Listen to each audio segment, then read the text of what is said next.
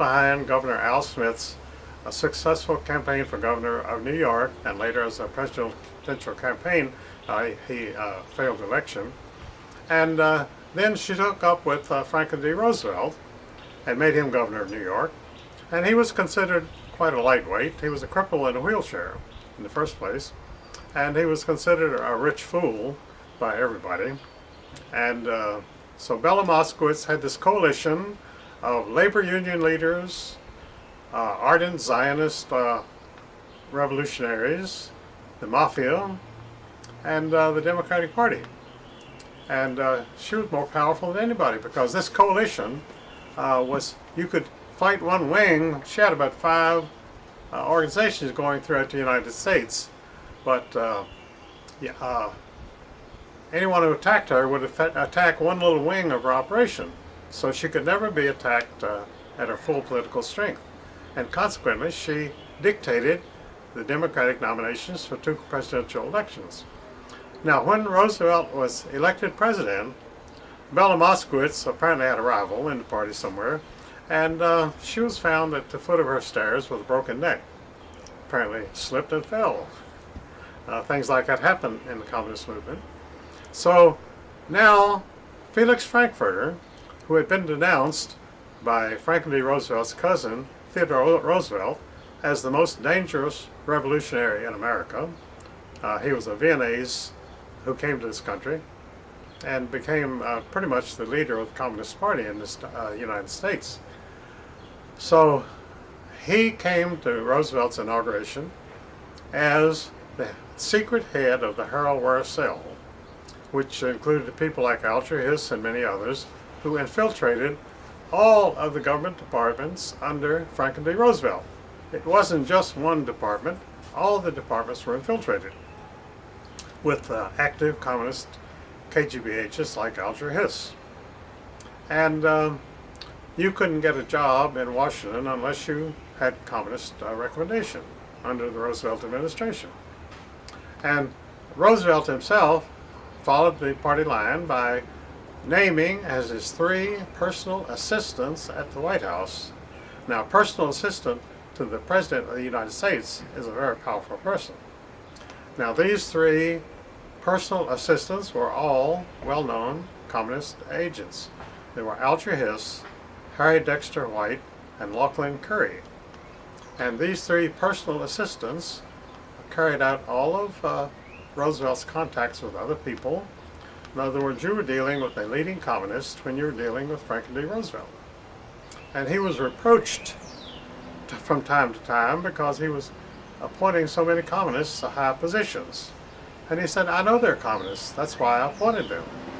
And he wasn't even defensive about it. He was letting people know where he stood. Of course, these things were not given wide circulation because already the media in Washington, the press corps, had been pretty well taken over. They knew that they had to follow the party line. And of course, they followed it ever since. There was one exception, the Chicago Tribune, led by Colonel McCormick, who was a stanch American conservative. And his reporters were people like Walter Trohan and a number of others who covered Joe McCarthy honestly. And Walter Trohan only died a couple years ago. But to the end of his life, he was a faithful American conservative, and he never changed his stripes at any time. But with that small exception, the press corps was 100% for anything Roosevelt wanted to do and anything that his KGB agents wanted to do in the White House. So the American people knew nothing about this. Some of it came out in the Chicago Tribune, but most Americans did not read the Chicago Tribune. It was a Chicago paper. And so they never saw these revelations about the true communism until Joe McCarthy came along. And as I stated in Appleton, Wisconsin a year ago, Joe McCarthy single-handedly saved Western civilization from world communism. He was a hero. And he's not known for that, he's not honored for that, and my mission in life is to tell the American people who saved them and why. He was a dedicated American. He was a good Christian and a good Catholic. And whatever Joe McCarthy did, he did because he sincerely believed in what he was doing. He wasn't out to sell anybody a bill of goods.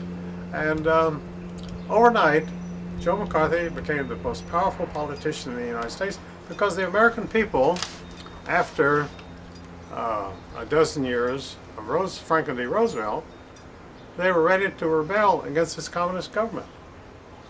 And Joe was absolutely swamped by an avalanche of public approval. And so the communists around Roosevelt, by the time he died, and Truman was president,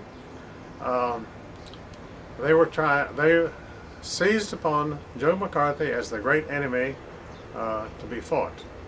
And they used every tactic against him, and they finally reprimanded him and ended his political power in Washington through a reprimand which was drawn up. I think there were 48 charges against him. And the most serious charge against him was that he had criticized Democratic congressmen. Now, this is a natural thing in Washington to criticize people in the other party. It had been going on for many years, but that became a very serious charge against Joe McCarthy. And the Congress met and they reprimanded Joe McCarthy for criticizing Democrats. And that went on the record, and all the American people knew was that Senator McCarthy had been reprimanded, so he must have done something wrong. Who took Joe over when he first landed in Washington were the three people I referred to before: J. Edgar Hoover, the head of the FBI; George Sokolsky, a Bukharinite communist, who was picked up by William Randolph Hearst, and he was made a leading columnist by the Hearst organization, and that gave him national power. And then Father Walsh of the Georgetown University was more or less the father of the Foreign Service of the United States. So this gave him enormous power, because if you spoke to any Foreign Service representative anywhere in the world, you're talking to a protege of Father Walsh. Now, Father Walsh was probably sincerely anti-communist, but he was outvoted by these two, J. Edgar Hoover and George Sokolsky. Sokolsky was a very trained communist revolutionary. He knew exactly how to manipulate people, and they kept Joe on this path of criticizing small, unimportant communists, while people like Alger Hiss and Felix Frankfurter were never mentioned. And they were still the Washington elite. They were running the government of the United States. And finally, Joe realized that these people, that he was not fighting real communists. And he woke up. I won't say that he woke up, but he realized he was being led down the garden path. But that's because of what you told him. Yes. Like Because I gave him the true origins of communism and explained who the world communists were, the leaders. Up till that time, all anti-communist work in Washington had been dedicated to small, insignificant cell members in Brooklyn and Southern California. And when Joe made these speeches from my material, he received a personal call from Bernard Baruch that he should come to New York at once for a conference with Baruch. And so he went to his suite at the Hotel Carlyle, and I was living in New York at that time, and the New York Post front page of that day's New York Post was a close-up photograph of Joe McCarthy, and he looked quite bewildered and very shaken. And they said he was just leaving Baruch's apartment. Well, what Baruch told him was that he must never again refer to the leaders of world communism, but he should continue to attack these small functionaries who had no importance whatsoever. And he said that if he ever referred to these leaders again, he would be killed. It was a death threat. and Joe never referred to them again. But it was pretty much downhill from that, because he had been rendered useless because he could no longer carry on his work. And they brought in Roy Cohn and David Shine, two homosexual lovers from New York City. And David Shine's father, Mayor Shine, had been chosen by the mafia as their real estate investment director a number of years ago. He built hotels and he built movie palaces. And by the way, when Senator Robert Kennedy was assassinated in San Francisco, he was at a Meyer Shine hotel, the Ambassador Hotel, which is quite a coincidence. And and of course, J. Edgar Hoover was at the Florida Hotel, which was the winter headquarters of the mob in Miami. And that's where they took pictures of him, which compromised him later on. And he could never openly oppose them again. So Joe McCarthy was being maneuvered and manipulated by these people, and but he continued his crusade. Even though it was being misdirected, he was still absolutely sincere in fighting communism. And he finally got to the Washington functionaries, who were actually the leading communists in his last days in Washington. But by then he had been stripped of his power, and he no longer had the influence. And he didn't die with a broken heart, but it was a crushing thing to realize that he'd been cut off from the American people. And that's why we sang this song to him, "Nobody Loves McCarthy But the People," at one of the last meetings we had for him in Washington. And but he fought till the end, and it was after he died that they inaugurated this vicious slander campaign about what a monster he was, and how hateful he was, and how he destroyed people. But the truth was exactly the opposite, as his personal secretary, Larry Lentz, told me, and as I already knew from working with him. He was the mildest man you could ever imagine in your life. He would bend over backwards to keep from hurting anybody's feelings.